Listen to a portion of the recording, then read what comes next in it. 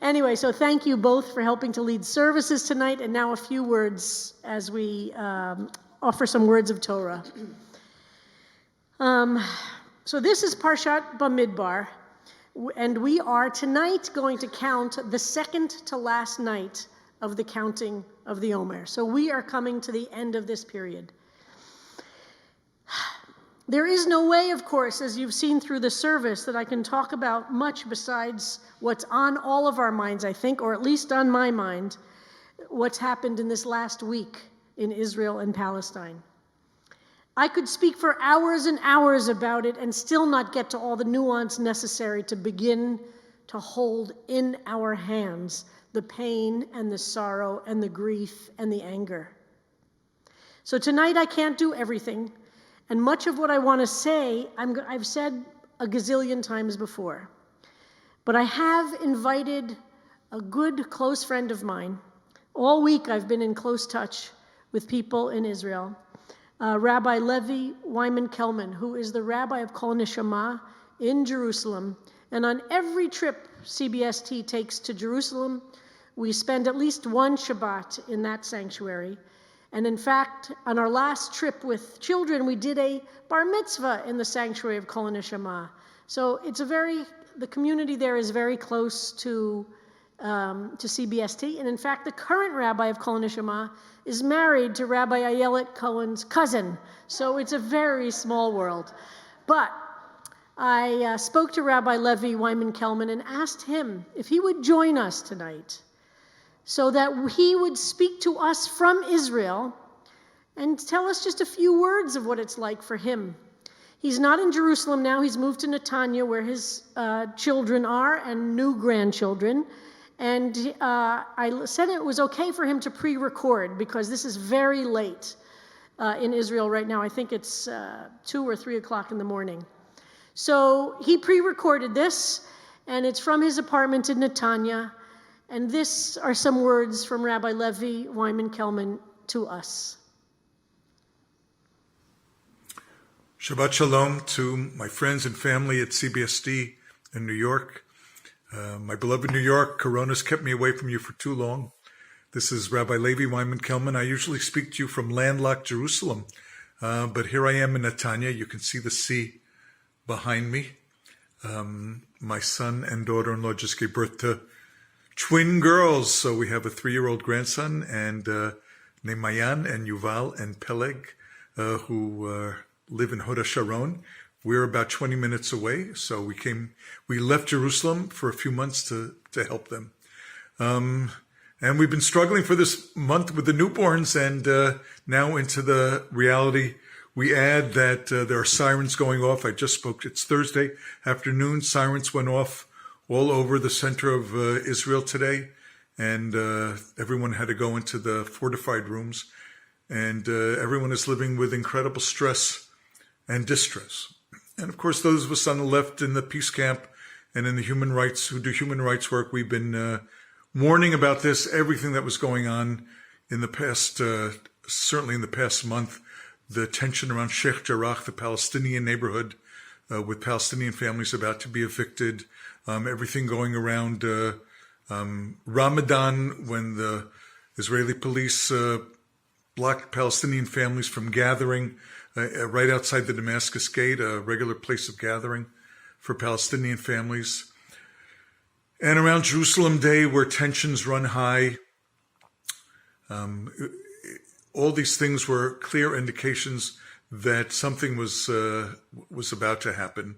Add to that the relentless, virulent anti-Semitism from Hamas, their determination to make sure that Jews don't live in this region, and their ability to take advantage of a situation like this for their own political advantage. Add to that no real functioning government in Israel, as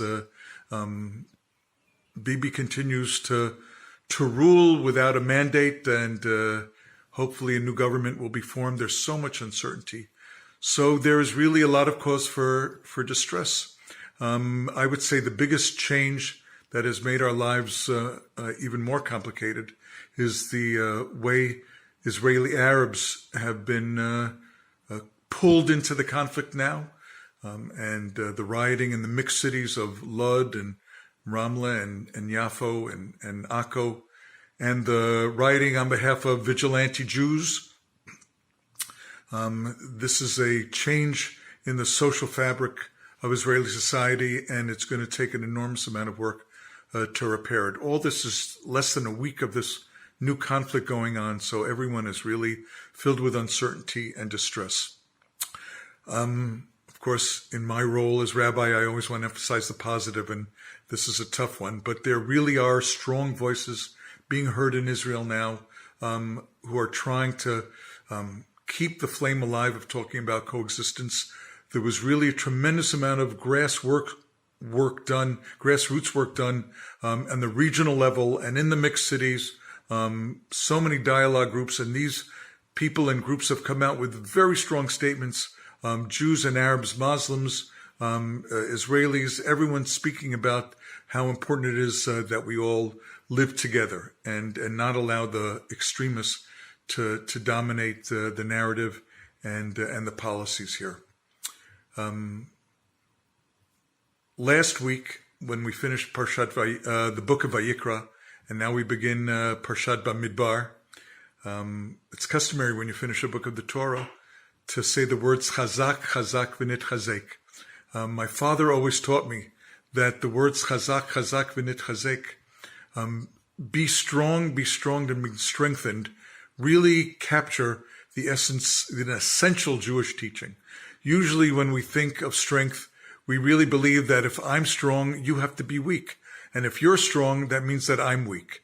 But we say chazak, chazak, I should be strong, you should be strong, v'nit chazek, and together we should be strengthened. At this time when so many of us feel weakened and pushed to the side, it's important that we not be threatened by each other's strength, and that really we gather the limited strength that we have, but it is still substantial. And then chazak, chazak, v'nit chazek. We can all be strengthened. And I wish you all a Shabbat Shalom and a wonderful Shavuot, and that the next time we talk, I'll be able to visit you in New York, or you'll be visiting me back in Jerusalem, and there will be better times. Shalom, shalom, Shabbat Shalom. Shalom, shalom, and thank you, Rabbi Levi Weiman-Kelman. And he is an inspiration. And a part of what has been keeping me going this week is staying in touch with real live human beings there in the land, and also being willing to repeat the truths that have become clear to me over these many years. And I've been engaged in work for tikkun, for repair in the land of Israel and Palestine for many years. And many of us have been saying, as Rabbi Kelman said, we have been warning about the conditions that will create the kind of crisis we're in today. Hamas is an anti-Semitic terrorist organization that is taking advantage and using this moment for its very complex but very serious political situation. 1,800 rockets have been sent from Gaza inside of Israel in this week, an incredible amount. And then we've seen something that is of deep concern, as he's mentioned, in these shared cities, tremendous rioting. And some of the problem is that the Jews tend to watch the videos that show Jewish places being desecrated and Jews being attacked, and the Muslims and Palestinians tend to watch the videos of Muslims or Palestinians being watched. Today, I tried to spend time watching both of them. It's not easy to do. I watched one video that showed a synagogue being attacked. What the video didn't show is that somebody from the synagogue came out and was interviewed in an Israeli paper and said, yes, it's true that these local Arabs did attack the synagogue, but it's also true that others came forward and protected it from being burned down and took the Sifrei Torah out of the synagogue into their car for safekeeping. We will never all see in the same terms those who are making strong attempts to reach across, to be together. We who have been in the human rights community, as Rabbi Kelman said, for years have been saying, what happens to a dream deferred? Does it dry up like a raisin in the sun, or does it explode? We are seeing the explosion. The poem of Langston Hughes, of course. Palestinians are angry, and they have right to be. Israelis are terrified right now, and they have right to be. Both have leadership that are on a course of total destruction. If you think it's complicated to solve these things that should be so obvious there, think about how hard it's been for us here in the United States to solve racism. It's obvious that it's wrong. It's obvious that it's evil. And there are so many people doing good work to make a difference, and yet. So I want to end tonight, and I can speak forever about these issues, and they're complex, and we'll be happy to, with a teaching from Rabbi Michael Marmor, another Israeli rabbi I respect very much. And I quote, "A remarkable teaching in the Talmud reads, a person who has no shame, such a person's ancestors did not stand at Sinai.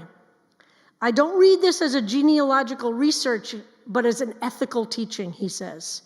"To be heirs of those who stood at Sinai, to stand ourselves at the foot of the mountain, means not only to affirm identity, it means to take responsibility. Acts of senseless violence perpetrated in the name of Judaism are acts of desecration, to be decried and resisted, not enabled and tolerated. As the Shavuot holiday approaches, many organizations and individuals are busy planning gestures of tikkun, of repair, in addition to the tradition of all-night study. In the weeks and months to come, Jews and Arabs will have to stand together at the foot of the mountain. If we are not to find ourselves perched perpetually at the edge of the volcano. Wherever you are, whatever your passions and commitments lie, I encourage you to find at least one project promoting repair and commit to it, and in this way to celebrate the giving of the Torah. Sachaki, sachaki al hachalamot. You may laugh at my dreams, yet I will continue to dream, for I believe in people and in their spirit. This song, this poem by Shaul Chernikovsky, one of the greatest poets of Hebrew and of Jewish literature, wrote this poem, which many have advocated since the 50s to become the national anthem of Israel, not Hatikva. You may laugh at my dreams, but I will continue to dream, for I believe in people and in their spirit. May we believe in the people who will bring about peace. Jews and Arabs who are starting to push back against violence, who are rallying nationwide, who are not saying it is a zero-sum game. Palestine can be free, and Israel can be redeemed. Both are true. We must resist the answers that say it is a zero-sum game. We must have an open heart to cry for the pain and suffering of the Nakba, which is observed tomorrow, and to cry for the suffering of those who are of our people destroyed by the genocide, by the criminal, heinous Nazis, and to appreciate the spirit of aspiration which created the State of Israel. The United States are imperfect, and we here in the United States lie on a very delicate border. We do not know in which direction this country will go. We will work hard for here, for Israel and Palestine, for people to live in peace and in justice. Laugh at my dreams, but I believe. Ani ma'amin, I believe forever.